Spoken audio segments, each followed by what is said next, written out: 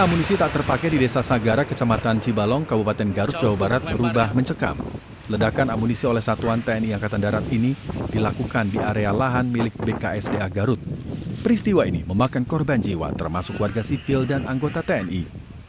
Lokasi pemusnahan disebut rutin digunakan untuk kegiatan serupa. Namun kali ini ledakan susulan terjadi dan menewaskan 13 orang yang berada di lokasi. Diduga warga nekat mendekat ke area setelah ledakan awal untuk memungut sisa logam yang memiliki nilai jual. Sayangnya tak disadari terjadi ledakan susulan. Inilah yang kemudian menyebabkan adanya korban jiwa. Dari 13 orang meninggal, 9 merupakan warga sipil dan 4 orang lainnya anggota TNI Angkatan Darat. Semua korban meninggal dibawa ke RSUD Pamengpeuk.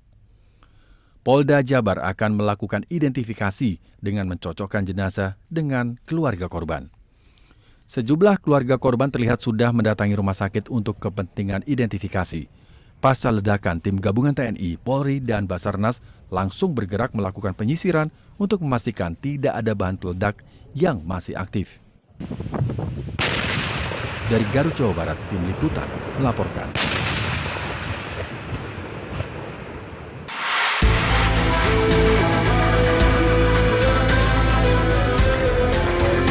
Jenazah anggota TNI yang bertugas di gudang Pusat Amunisi 3, Pusat Peralatan TNI Angkatan Darat, selesai diidentifikasi di RSUD Pamengpeuk, Kabupaten Garut, Selasa dini hari. Sekitar pukul 01.50 waktu Indonesia Barat, keempatnya langsung dibawa ke Jakarta untuk diserahkan ke pihak keluarga untuk selanjutnya dimakamkan. Identitas keempat korban yakni Kolonel CPL Antonius Hermawan, Mayor CPL Anda Rohanda, Kopral 1 RI, dan Prajurit 1 Aprio.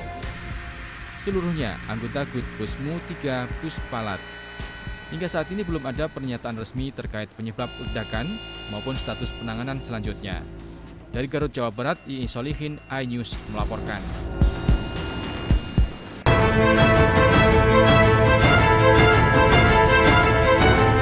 Bayi yang baru berumur 2 bulan di Mataram, Nusa Tenggara Barat ini alami luka lebam di bagian mata kanan dan dada. Ironisnya, bayi malang tersebut diduga dianiaya ayah kandungnya. Usai menerima laporan ibu korban, unit PPA Satreskrim Polresta Mataram langsung meringkus pelaku PR. Saat diinterogasi, pelaku yang berprofesi sebagai pengamen ini mengaku tega menganiaya anaknya karena kesal sang anak tak henti menangis. Sementara saat kejadian, sang istri sedang keluar rumah. Meski sempat kritis, nyawa korban bisa diselamatkan dan masih dirawat intensif di RSUD Kota Mataram. Memegang pantatnya dan memegang pahanya dengan maksud bertujuan untuk menenangkan bayinya atau menenangkan anaknya. Yang bersangkutan sebagai ayahnya merasa kesal dan dipukul mata sebelah kiri sebanyak 3 kali, serta dadanya dicubit dengan kuku dan telapak dicubit sebanyak 3 kali karena ada. Kini pelaku telah ditetapkan tersangka dan dijerat pasal tentang kekerasan dalam rumah tangga dengan ancaman hukuman 5 tahun penjara. Dari Mataram, NTB, Hari Kasih di iNews melaporkan.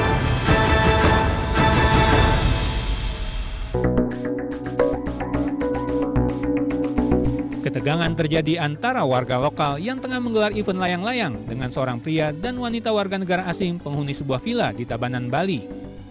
Kedua pihak terlibat cekcok setelah penghuni villa memprotes aktivitas warga memainkan layang-layang yang dianggap mengganggu kenyamanan mereka. Selain suara berisik, sang WNA keberatan dengan tindakan sejumlah warga memarkir kendaraannya di dekat villa tempatnya menginap. WNA tersebut bahkan menyemprotkan air ke arah warga meski berusaha dilerai warga lainnya. Beruntung, cekcok ini tidak berujung tindak kekerasan dan polisi masih menyelidiki insiden yang melibatkan warga negara asing dan warga setempat tersebut. Dengan tertati-tati, kakek lansia ini berjalan menuju ke ruang perawatan sebuah klinik kesehatan di Kabupaten Blitar, Jawa Timur. Di klinik ini, sejumlah lansia dirawat diduga akibat keracunan makanan yang disajikan saat para lansia ini mengikuti layanan posyandu lansia di Desa Sidomulyo, Selorojo, Kabupaten Blitar. Total 60 lansia mengalami keracunan, dirawat di sejumlah rumah sakit dan klinik.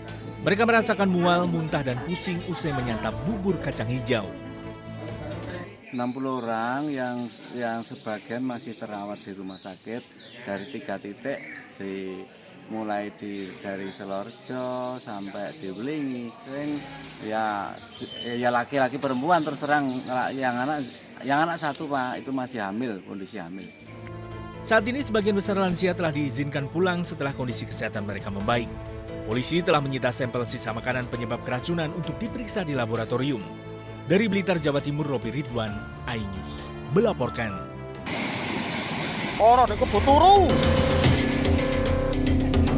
Pelajar SMK Raden Rahmat Mojokerto, Jawa Timur ditemukan dalam kondisi tidak bernyawa setelah 2 hari hilang. MA, 18 tahun, tidak pernah pulang setelah pamit ke sekolah pada Sabtu 3 Mei lalu. Tanjung Anom, wilayah Prambon. Keluarga sempat mencari keberadaan korban namun tidak membuahkan hasil. Saat jasadnya ditemukan, korban masih mengenakan seragam sekolah. Menurut keterangan keluarga, polisi menduga MA bunuh diri. Namun, keluarga membantah dugaan tersebut. Berdasarkan informasi yang didapat keluarga, sebelum dinyatakan hilang, MA terlihat dijemput 2 temannya. Ketiganya kemudian berboncengan motor ke Sungai Berantas. Keluarga menduga korban tewas akibat dibunuh dan berharap polisi mengusut kematian korban. Intinya itu saya tidak terima. Udah, anak saya budal sekolah sehat walafiat. Kenapa pulang-pulang jadi mayat? Karena kan ada hukum, Mas. Ya ada keadilan, anak saya dapat keadilan. Hingga saat ini, Polres Mojokerto belum memberikan keterangan terkait kematian korban. Mojokerto, Jawa Timur, Salahuddin, iNews melaporkan.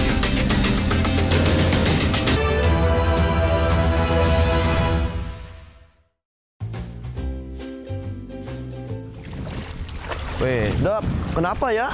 Kalau habis nanam mangrove, badan rasanya jadi seger semua. Apa aja maksudnya? Ya kan, kita nanam mangrove, kita jaga lingkungan, aktivitas tubuh, bikin badan jadi sehat. Kirain apa sih ini, Jak? Intinya, apa yang saya kasih tahu tadi itu, kita harus jaga dengan baik-baik. Nggak kayak kemarin saya lihat orang beli rokok ilegal, padahal itu sangat bahaya itu. Emang kenapa kandungannya nggak bagus ya? Jadi, rokok ilegal itu sangat berbahaya buat kesehatan kita. Ya juga sih. Iya, tanya dong, kenapa? Emang kenapa? Pertama, rokok ilegal, pengawasannya nggak jelas. Kedua, rokok ilegal itu tidak membayar pajak, dapat merugikan negara. Ya juga sih, masa kita udah melestarikan lingkungan, jaga kesehatan, masa mau dirusak rokok ilegal? Oleh karena itu, sekarang kita harus pilih rokok yang jelas legal. Kayak cari jodoh, masa mau yang nggak jelas? Iya, benar gitu dah. Apa kalian ketawa-tawain tadi? Iya, ini kita ngomongin jodoh. Salah, rokok ilegal. Nah, pas kemarin saya dapat penyuluhan terkait dengan rokok ilegal. Salah satu di antara ciri-ciri rokok ilegal itu tidak ada pita cukai dan harganya lebih murah. Oh, gitu. Makanya rokok itu yang pasti-pasti aja, sama kayak cari jodoh. Tutor dong gimana cari jodoh yang pasti, Pak. Nah itu nanti kita bicarakan. Berapa SKS? Berapa SKS, Pak?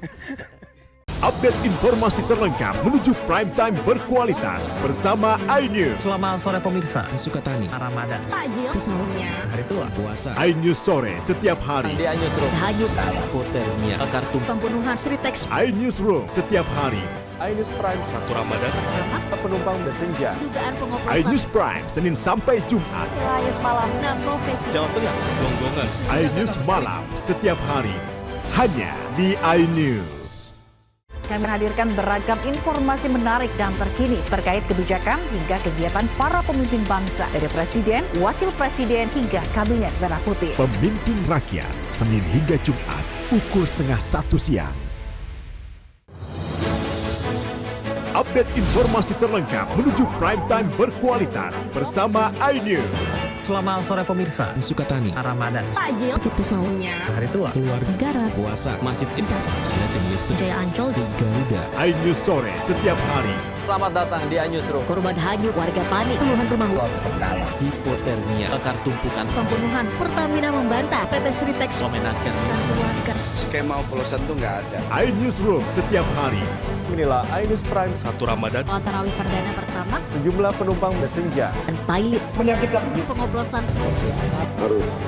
Tinggal dunia. 5 dekade. iNews Prime Senin sampai Jumat. Layus malam 1 Maret 6 profesi guru. Polda, Jawa Tengah, bukan penggelonggongan, sehingga gagal menyalip. Rp2.000. Sholat tarawih Forum Kernas dan Israel. iNews malam setiap hari hanya di iNews. The Great Prime Time. Yang akan kita hadapi. Kita jadi masalahnya harus Anda kalau nggak percaya. Rakyat bersuara. Traffic ini yang bermasalah. Kabur aja dulu. Kegelisahan. Bukan nasionalisme kalian. The Prime Show. Pergantian lambat. Aku belum bukti. Tidak ngomong juga. Interupsi. Prioritas. Respon mereka Semuanya. 30 menit bersama Kabinet Merah Putih. Only on iNews. Suara tak layak dibungkam. Intelektualitas perlu diuji. Integritas butuh konsistensi demi demokrasi yang hakiki. Suarakan kejujuran demi keadilan menuju kebenaran. Saya Aiman Wicaksono, saatnya rakyat bersuara. Saya Diandra Mukti. Anda menyaksikan The Prime Show. Investigasi eksklusif.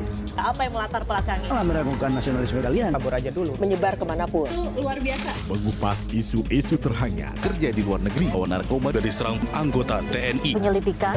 Sebuah tanya akan dijawab dengan tuntas dan berkelas. Makin viral. Pelanggaran syariat Islam. The Prime Show setiap Rabu pukul 8 malam di iNews. The Great Prime Time. Kembali. Apakah lurus? Benarkah Nyelapak. perkara yang akan kita hadapi? Jadinya kita jadi. Saya mengatakan. Tapi masalahnya, Endorsement harus Anda harus saya enggak kalau nggak percaya. Karena kalau kamu yang buka ya. Saya Aiman Wicaksono, inilah. Rakyat bersuara Selasa pukul 7 malam. Traffic ini yang bermasalah. Kabur aja dulu. Kegelisahan. Bukan nasionalisme kalian. Res narkoba Polda Riau, anggota TNI. PHK. Presidennya teman. Saya Diandra Mukti. The Anda Prime Show Rabu pukul 8 malam. Ada pergantian lambat. saya tidak percaya. Dari presiden di sana itu belum bukti. Saya membaca tidak ngomong juga. Saya Anisha Dasuki. Dan saya Aryo Ardi. Interupsi Kamis pukul 8 malam. Yang menjadi prioritas. Respon mereka para Apa aja? Semuanya. sudah nggak boleh. Nggak boleh. Itu supaya tidak pandang bulu. 30 menit bersama Kabinet Merah Putih setiap Jumat. Only on iNews. Inilah banyak sekali peristiwa besar yang terjadi dan menjadi sorotan. Ya, kita di sini kita interupsi. Oke. Wajib saya. Pergantian lambat. Tidak. Itu hal yang wajar. Siapakah raja kecil yang dimaksud? Tidak ngomong juga. Konsumen korban lagi, nggak dapat barang sekarang kita. Ya ini pengawasannya juga lemah. Ya Prosesnya belum selesai. kan Anda mengoreksi. Dia lihat ke tempat lain. Jangan dipotong, Bang. Interupsi hanya di iNews. Weh, Dok, kenapa ya? Kalau habis nanam mangrove, badan rasanya jadi seger semua. Apa aja maksudnya? Ya kan, kita nanam mangrove, kita jaga lingkungan, aktivitas tubuh, bikin badan jadi sehat. Kirain apa sih ini, Jak? Intinya, apa yang saya kasih tahu tadi itu, kita harus jaga dengan baik-baik. Nggak kayak kemarin saya lihat orang beli rokok ilegal, padahal itu sangat bahaya itu. Emang kenapa kandungannya nggak bagus ya? Jadi, rokok ilegal itu sangat berbahaya buat kesehatan kita. Ya juga sih. Iya, tanya dong, kenapa? Emang kenapa? Pertama, rokok ilegal, pengawasannya nggak jelas. Kedua, rokok ilegal itu tidak membayar pajak, dapat merugikan negara. Ya juga sih, masa kita udah melestarikan lingkungan, jaga kesehatan, masa mau dirusak rokok ilegal? Oleh karena itu, sekarang kita harus pilih rokok yang jelas legal. Kayak cari jodoh, masa mau yang nggak jelas? Iya, benar gitu dah. Apa kalian ketawa-tawain tadi? Iya, ini kita ngomongin jodoh. Salah, rokok ilegal. Nah, pas. Kemarin saya dapat penyuluhan terkait dengan rokok ilegal. Salah satu di antara ciri-ciri rokok ilegal itu tidak ada pita cukai dan harganya lebih murah.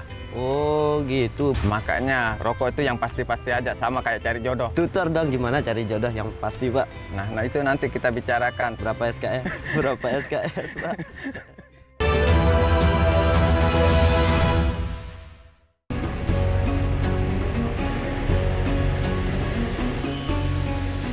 Ratusan jemaah haji yang tiba di kota Mekah dari Madinah bergerak menuju Masjidil Haram.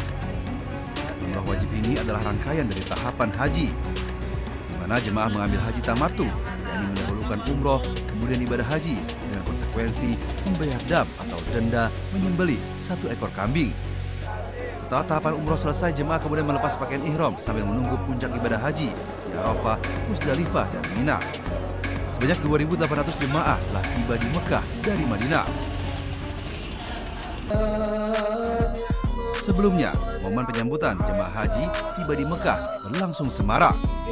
Petugas haji dan pihak hotel menyambut tamu Allah dengan selawat badar dan taburan bunga mawar di lobi hotel Al-Ghadir dan Al-Manar di kawasan Shisha dan Raudah Mekah. Tahun ini, petugas penyelenggara ibadah haji Arab Saudi menyiapkan 205 hotel untuk 203.320 jemaah calon haji reguler di Mekah.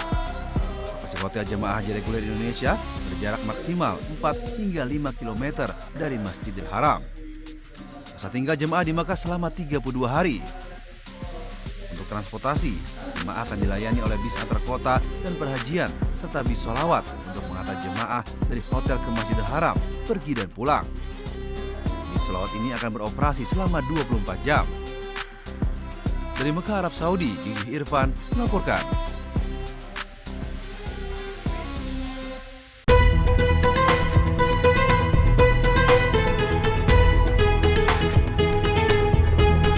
Di ujung selatan kota Madinah berdiri sebuah masjid dengan sejarah yang tak tergantikan. Bukan masjid terbesar, dan pula yang paling megah.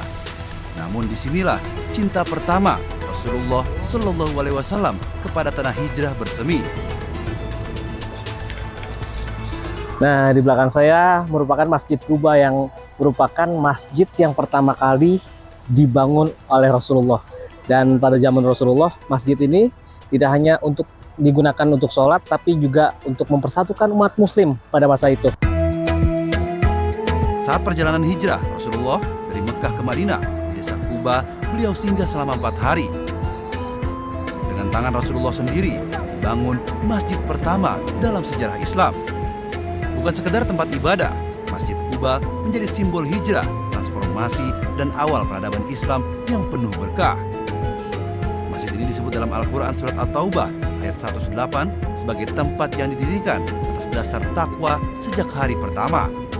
Dan dalam hadis disebutkan, barang siapa berwudu di rumahnya lalu mendatangi Masjid Quba dan sholat 2 rakaat, maka baginya pahala seperti berumroh. Hadis riwayat Ibnu Majah. Masjid Quba telah direnovasi menjadi megah dan luas, namun ruh kesederhanaan dan cinta Rasul tetap mengalir di setiap sudutnya. Di sini kita diingatkan bahwa hijrah bukan sekedar pindah tempat, namun perjalanan menuju cahaya. Dari kota Madinah, Arab Saudi, Gigi Irfan melaporkan.